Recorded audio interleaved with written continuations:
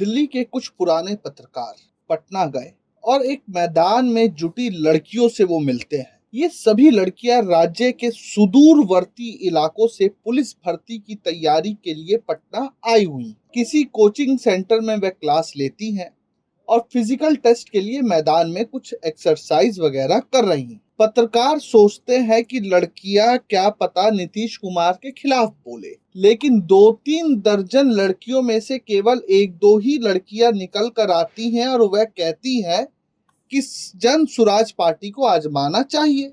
ये कहानी सुनाने का मतलब सिर्फ इतना है कि बिहार में पिछले 20 साल से मुख्यमंत्री की कुर्सी पर नीतीश कुमार यूं ही नहीं कब्जा जमाए हुए हैं।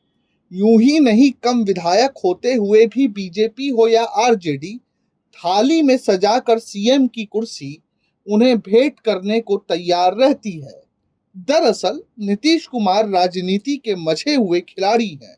उन्होंने बिहार में ईबीसी वोटर्स और महिला वोटर्स का अपना इतना बड़ा बैंक तैयार कर रखा है कि दिल्ली में बैठे लोग उसे बिना बिहार में पहुंचे समझ ही नहीं सकते। शायद यही कारण है कि देश के गृह मंत्री अमित शाह भी नीतीश कुमार से मिलने पटना में उनके घर पहुंचे थे। दरअसल शाह के आज तक एक टीवी चैनल है, पंचायत में दिए गए बयान का अर्थ यह निकाला गया कि एनडीए के जीतने पर विधायक तय करेंगे कि बिहार का सीएम कौन होगा।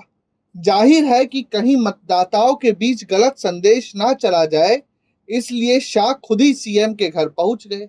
एनडीए का सीट बंटवारा एक स्पष्ट संदेश देता है कि जनता दल यूनाइटेड को इग्नोर करना नामुमकिन है। कुल 243 सीटों में बीजेपी और जेडीयू को 101 सीटें मिली।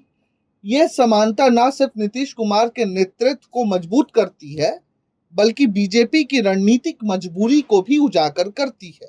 एलजेपी रामविलास को 29 सीटें और एचएएम जीतन राम मांझी और आरएलएम उपेंद्र कुशवाहा की पार्टी को 6-6 सीटें मिली। जाहिर है कि एनडीए विरोधी ये आरोप लगा रहे हैं कि नीतीश कुमार को बाहर करने की पूरी तैयारी कर ली गई है। इसके लिए लोजपा को जानबूझकर 29 सीटें दी गई। अब सोचिए, जब 2020 में बीजेपी ने जनता दल यूनाइटेड से 29 सीटें अधिक जीतकर भी सीएम नीतीश कुमार को बनाया था, अगर नीतीश कुमार को किनारे लगाने की मंशा होती तो 2020 के आधार पर उनकी सीटें कम कर दी गई होती, पर ऐसा नहीं किया गया। जो लोग महाराष्ट्र और एकनाथ शिंदे का उदाहरण देते हैं, उन्हें समझ लेना चाहिए कि वहां पर चुनाव के पहले ही एकनाथ शिंदे की पार्टी शिवसेना को बीजेपी से कम सीटें देकर ये जता दिया गया था कि बीजेपी हर हाल में बड़ा भाई ही है।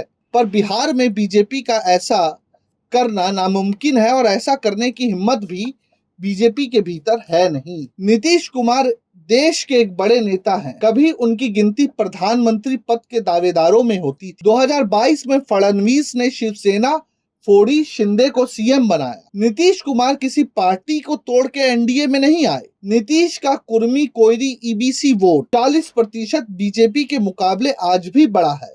नीतीश कुमार ने 9 बार सरकार बदली, लेकिन जेडीयू कभी टूटा नहीं, बल्कि उनके नेतृत्व में हमेशा मजबूत बना रहा। दूसरी तरफ बीजेपी के पास देवेंद्र फडणवीस की तरह पूरे राज्य भर में मशहूर कोई लीडर बिहार में है नहीं।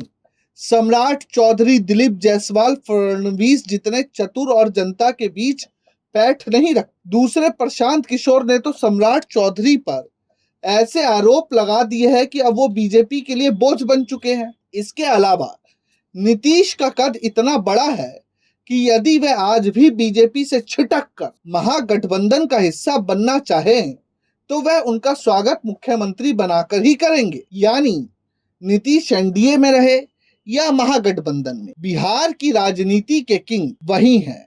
ऐसे में बीजेपी जबरन कोई मुसीबत मोल नहीं लेगी, वो भी तब जबकि जेडीयू के 12 सांसद केंद्र में मोदी सरकार को समर्थन दे रहे हैं। ऐसे में नीतीश को बिहार का सीएम बनाए रखने में ही दोनों पार्टियों का फायदा है। Bureau report, प्रजाहित।